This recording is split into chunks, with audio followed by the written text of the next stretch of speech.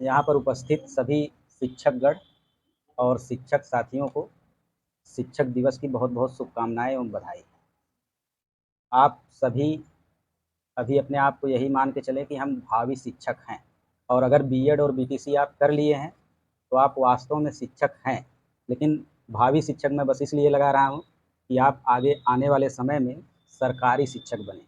अगर मान लीजिए किसी कारणवश आप शिक्षक नहीं बन पाते हैं, तो और भी वैकेंसियों में अगर आप फॉर्म अप्लाई करते हैं और सेलेक्ट हो जाते हैं, तो उसके लिए भी मैं बहुत आपको बधाई दे रहा हूँ। और कभी भी आप सेलेक्ट होइए, तो एक बार ज़रूर संपर्क करिए कि सर आपने हमें पढ़ाया था और हम सेलेक्ट हो गए। उससे हम लोगों को बहुत ज़्यादा खुशी मिलती है कि हमारा पढ़ाया हुआ स्टूडेंट जो है आज कहीं पे जॉब कर रहा है। तो इसलिए कभी भी आप कहीं भी चले जाइए, जैसे ऐसा नहीं होता है कि आज आप पढ़ रहे हैं तो आज ही आपका सिलेक्शन हो जाए। हो सकता है पढ़ना हमसे आप सीख जाएँ और उसके बाद आप कहीं पे जाएँ और पढ़ें, या मतलब हम चले जाएँ कहीं और आप पढ़ते रहें, पढ़ते रहें, पढ़ते रहें और एक दिन आप सेलेक्ट हो जाएँ। तो सेलेक्ट होने के बाद ऐसा नहीं है कि केवल मैं ही, अगर आप मेरे अलावा बिलरियागंज में और किसी भी शिक्षक से पढ़े हैं, तो उसको भी आपको भूलना नहीं चाहिए। आप दोनों को श्रेय दीजिए। अगर वो आपको क भी सिखाया है, तो आप उसे भी श्रेय दीजिए, साथ में अगर मुझे भी श्रेय देना चाहते हैं, तो श्रेय दे सकते हैं। ऐसा नहीं है कि बस आप एक लोगों को श्रेय दे रहे हैं, दूसरा नाराज़ हो जाए, दूसरे को श्रेय दे रहे हैं, तो कोई और नाराज़ हो जाए। आप सभी को श्रेय दीजिए। जैसे हम लोग भी सिलेक्ट हुए थे, तो अपने बचपन के शिक्षकों से, जैसे सरस्वती शिशु मंदिर में हम पढ़ते थे, तो राम जतन यादव वहाँ के प्रिंसिपल थे, तो उनसे जाके हम लोग मिले और जिस स्कूल में पढ़े थे सबसे जाके मिले। क्या करना होता है, जाके मिलिए, थोड़ा-सा मीठा ले जाइए अगर ले जाना, नहीं ले जाना है तो मत ले जाइए, ठीक? लेकिन मिलिए ज़रूर कि सर आपने पढ़ाया था, मैं यहाँ पे सेलेक्ट हो गया, तो बहुत खुशी उन लोगों को होती है, ठीक है? इसके बाद देखिए शिक्षक का जो हमारे जीवन में महत्व है, ध्यान से सुनेंगे, शिक्षक का जो हमारे जीवन में महत्व है, उसको कभी भी भूलना नहीं चाहिए। जैसे मान लीजिए अगर आपके जीवन में कोई शिक्षक नहीं, तो कभी भी आप सफलता पा ही नहीं सकते। अब शिक्षक का मतलब केवल शिक्षक मान लेना क्या है? गलत। शिक्षक का मतलब जिससे आप कुछ भी सीख रहे हैं, वही आपका क्या है? शिक्षक है। चाहे वो माता-पिता हों, चाहे भाई-बहन हों, चाहे आपका दोस्त ही क्यों ना हो, वो भी आपका क्या है? शिक्षक है। जिससे आप कुछ भी सीख रहे हैं, वही आपका शिक्षक है। अपने दिमाग में आज से बैठा लीजिए। ये नहीं कि जो स्कूल में पढ़ा रहे हैं गुरुजी बस वही गुरुजी, जो कोचिंग में गुरुजी पढ़ा रहे हैं वही गुरुजी, ऐसा कुछ भी नहीं होता है। जिससे आप कुछ भी सीख रहे हैं, वही आपका क्या है? शिक्षक। और अगर शिक्षक आपका आपके जीवन में नहीं है, कोई भी शिक्षक आपके जीवन में नहीं है, कोई भी सपोर्टर आपके जीवन में नहीं है, तो आपका सफल होना एकदम नामुमकिन है। अब वह शिक्षक आपका माँ-बाप भी हो सकते हैं कि सुबह-सुबह आपको गाली देके उठाएँ कि देखो फलाने का लड़का पढ़ रहा है और तुम नहीं पढ़ रहे हो।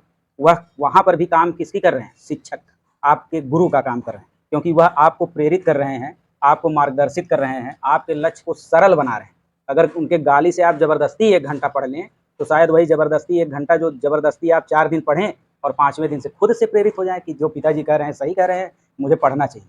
तो इसलिए शिक्षक का होना आपके जीवन में बहुत ज़्यादा ज़रूरी है। और इसका जीता जागता उदाहरण जो है, कबीर दास का एक दोहा है जो पिछली बार भी हम लोग क्या किए, सुने थे। जैसे गुरु गोविंद दो खड़े, मतलब एक तरफ गुरु खड़े हैं और एक तरफ गोविंद यानी भगवान खड़े। अब गुरु गोविंद दो खड़े काके लागो पाए, मतलब गुरु के पांव पड़े हैं, गुरु को प्रणाम करें, गुरु को नमस्ते करें कि गोविंद यानी भगवान। अगर यहाँ पे आपको खड़ा कर दिया जाए, तो वहाँ पे अगर गुरु है और यहाँ पे भगवान है, आप कंफ्यूज हो जाएंगे कि नहीं कि हम गुरु के पास जाएं कि भगवान के पास जाएं, क्योंकि आप दोनों को उतना ही समान मानते हैं। उसके बाद दूसरी लाइन में है बलिहारी गुरु आपने गोविंद दियो बताए, यानी गोविंद ने बता दिया कि बलिहारी कौन है, गुरु है। मतलब भगवान ने बताया कि ये तुम कहाँ पे जाओ, गुरु के पास, क्योंकि गुरु सबसे महान है। भगवान से भी महान कौन है, गुरु है। अगर गुरु के पास तुम जाओगे, तो गुरु ही तुम्हें सिखाता है कि भगवान कौन है। अगर गुरु न बताए कि कृष्ण भगवान कौन है, ईश्वर कौन है, तो कभी भी कोई भी स्टूडेंट या कोई भी व्यक्ति जान सकता है कि भगवान कौन है? कोई नहीं जान सकता है। इसलिए भगवान ने खुद कहा कि मेरे पास आने का माध्यम तुम्हारा कौन है, गुरु है। इसलिए तुम्हें गुरु को प्रणाम करना चाहिए। गुरु ही सर्वोपरि है, गुरु ही सबसे बड़ा है, गुरु ही सबसे महान है। इसलिए तुम्हें गुरु को प्रणाम करना चाहिए। गुरु के बिना जीवन एकदम क्या है, अधूरा है। तो इस दोहे से कबीरदास स्पष्ट करने का प्रयास किए हैं कि गुरु और गोविंद, मतलब गुरु और भगवान, शिक्षक और भगवान में भी शिक्षक को ज़्यादा महत्व देना चाहिए, क्योंकि शिक्षक ही एक ऐसा मार्ग प्रशस्त है जो आपके मार्ग को उस जगह ले जाता है जहाँ कोई भी ले नहीं जा पाए। अगर उसकी बात को आप मानते चले गए, वो इतना कुछ झेला है, उसकी बात को अगर मानते चले गए, आप एक उदाहरण ले लीजिए। मनोविज्ञान की किताब अगर आपके हाथ में दे दी जाए, आप मनोविज्ञान कभी नहीं पढ़े, आपको कितना कठिन लगेगा। लेकिन वही मनोविज्ञान जब एक गुरु आपको पढ़ा देता है तो सारी चीज़ें सरल और सुगम लगने लगती हैं। नहीं, तो यही महत्व है शिक्षक का कि शिक्षक आपके जीवन को एकदम सरल कर देता है, एक सुगम कर देता है। बस उसकी बातों को आपको थोड़ा-सा क्या करना पड़ता है, फ़ॉलो करना पड़ता है। उसी में शिक्षक कभी-कभी मान लीजिए गुस्सा भी हो जाता है। अगर गुस्सा होता है तो इसलिए होता है कि हमारे स्टूडेंट, हमारे बच्चे सफल हों। इसलिए नहीं होता है कि उसको डिमोटिवेट, कुछ लोगों के दिमाग में ये आता है कि गुरुजी डेली गुस्साते हैं, इसका मतलब मुझे डिमोटिवेट कर दे रहे हैं। तो गुरु गुस्साता इसलिए है, जैसे बाप अपने बेटे के ऊपर गुस्साता है, वैसे गुरु भी गुस्साता है कि मेरा बेटा यानी मेरा स्टूडेंट क्या हो जाए, सफल हो जाए।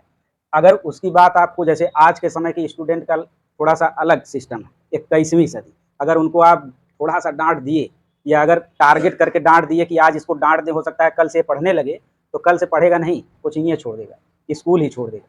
तो ऐसे स्टूडेंट को कोई गुरु सफल नहीं कर सकता है, जिसको गुरु की बात बुरी लग जाए। अगर गुरु कुछ बोल रहा है तो आपके भलाई के लिए बोल रहा है, बस इसको अपने दिमाग में नोट कर लीजिए, ठीक?